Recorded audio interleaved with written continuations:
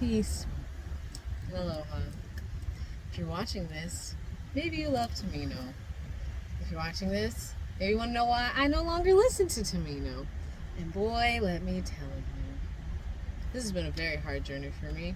Not only because there have been multiple other musical artists that I felt closely connected to and moved by at a soul level, that then sold themselves away, as Stardust would say, sold their souls for some gold that they'll never get.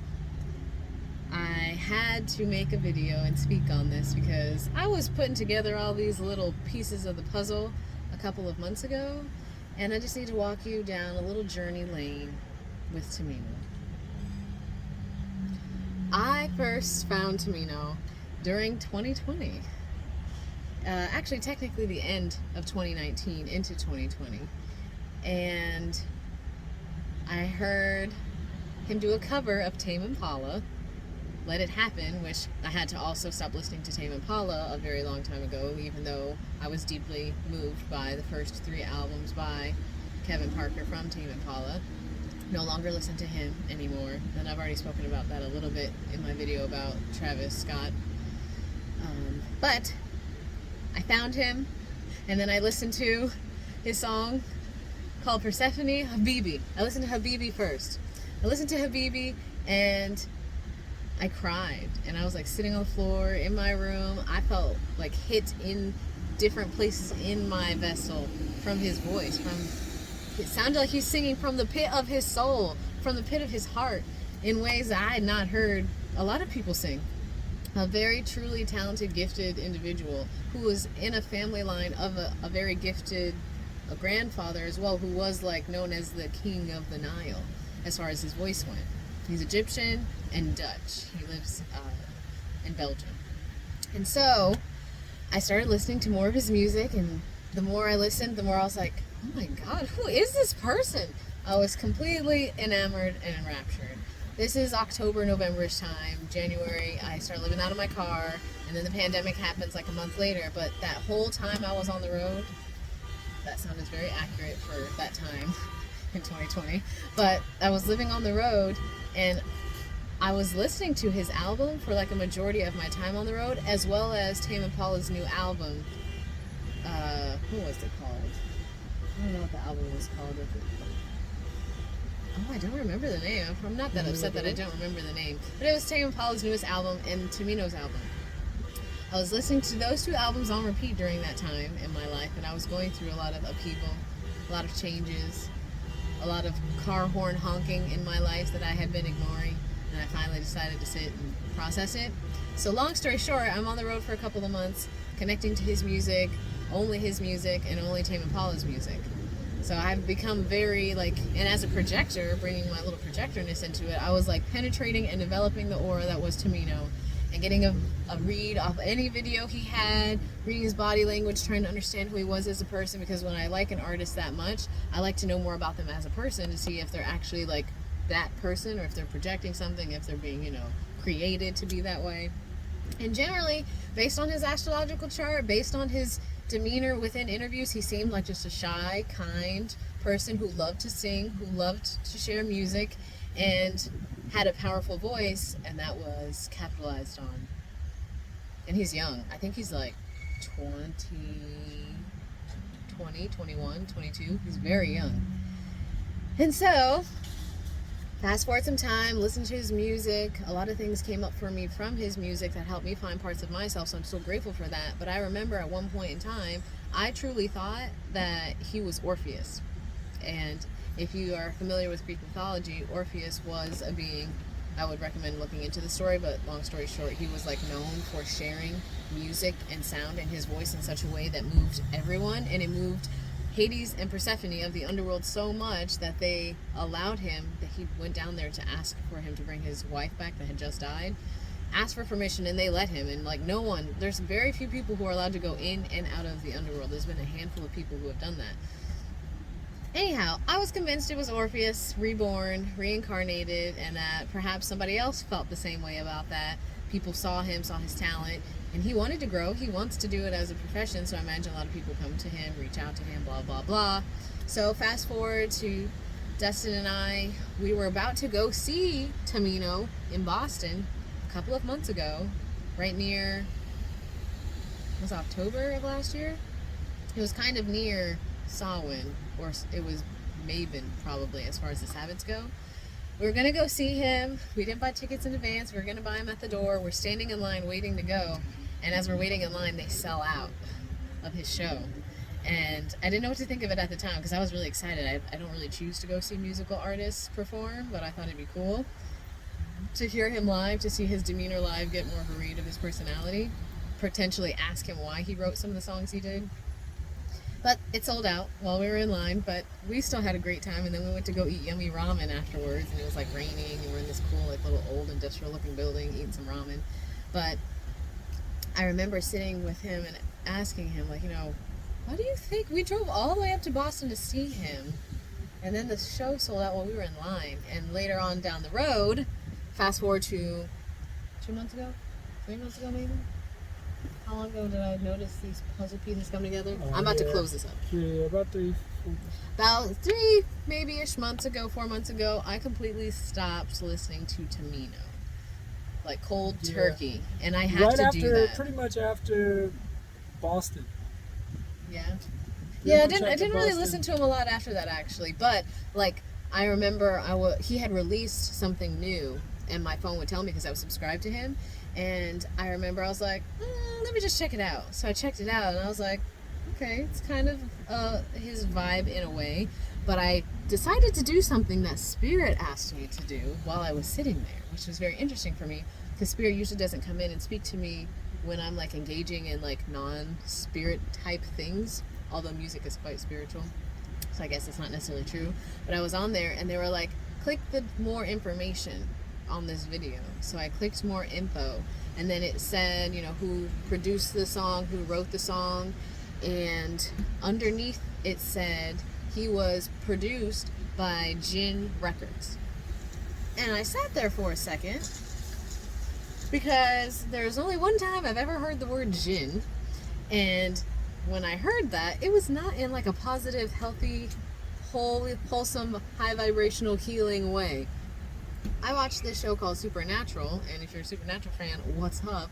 Because it was a really good show, and I don't watch a lot of shows. And there was an episode about a Djinn. That's the only reason why it stuck enough with me to look it up. So I looked up a Djinn, and it is, because Tamino is Arabic, Egyptian, it is an Arabic entity, genie. A Djinn is a genie from specifically the Arabian lands that is known to use depressive tones, melodic sounds, be in vacant and like desolate places to siphon energy off of you. And a lot of Tamino's music videos, he is somewhere alone. He is somewhere desolate. He is somewhere kind of where there's no one else around, really. Some of his videos have been a little bit more mainstream lately. But I remember I went on Wikipedia, and you can do this yourself, because I loved Tamino. I loved his music. I loved his voice. I loved his poetry, the way he wrote. Everything was just so beautiful to me. And I looked up Djinn on Wikipedia, and I was reading about it. And then I was like, Djinn Records? And so then I tried to find Djinn Records, and when I was looking it up, I couldn't find just that record company, because they use another name on top of Djinn Records so that they don't immediately come off as Djinn Records. And I can't remember the name of the record company. I might have to pause this really quick and look it up. Give me 1 second. I found it. You found it. It's Djinn Records, but they go by the name Communiom Music. Look it up on his Wikipedia. Look what a Djinn is. Communiom Music. Look up what a Djinn is. Communion, when you commune with something, when you and your energy field and soul commune with something else.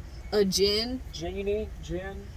I just couldn't read Communiom Music and Djinn Records and then read about Djinns and then see everything that has kind of been a little out there for me with Tamino. And then for today, I haven't been on my Instagram in a couple of months, and I'm back onto Instagram in ways that I want to be, and I decided to scroll over 3 posts in my home feed, and the 3rd post I saw was of Tamino holding a flower in front of his eye like this. And I don't know how many people still maybe haven't opened their own eye, their singular third eye, enough to understand that this is something that is like an induction rite. It's like a way to let other people know within the music industry that you have gone ahead and done some darker deeds in order to procure more of what you think is going to make you happy, make you more famous, bring you more wealth, although you won't have your life and soul at the end of it. I saw him do that, and I said, I need to click on these comments so I can see what other people are feeling about this. And I did. And most people, oh, he's so beautiful. And he's a good looking man, yes. But there were at least a handful of people on there like, oh no, Tamino, not you too.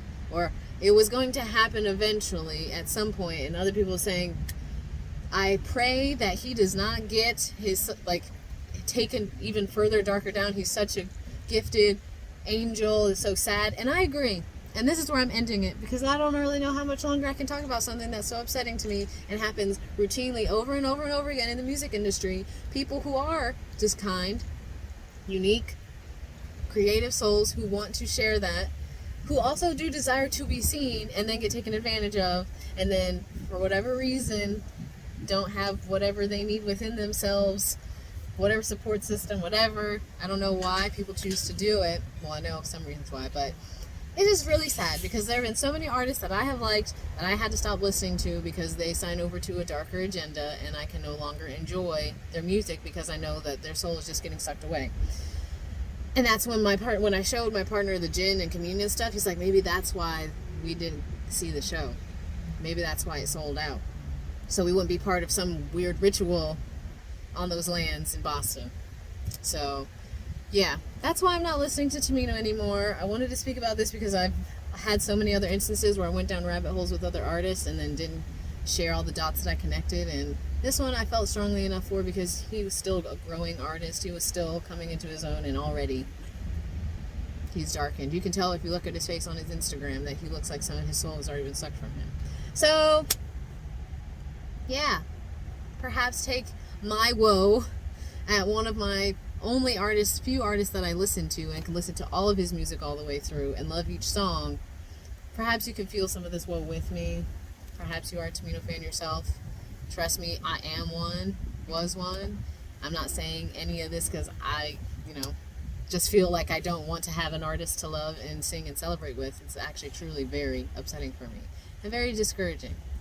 But there are other artists out here who are sharing their light, sharing their love, and doing it without selling themselves out.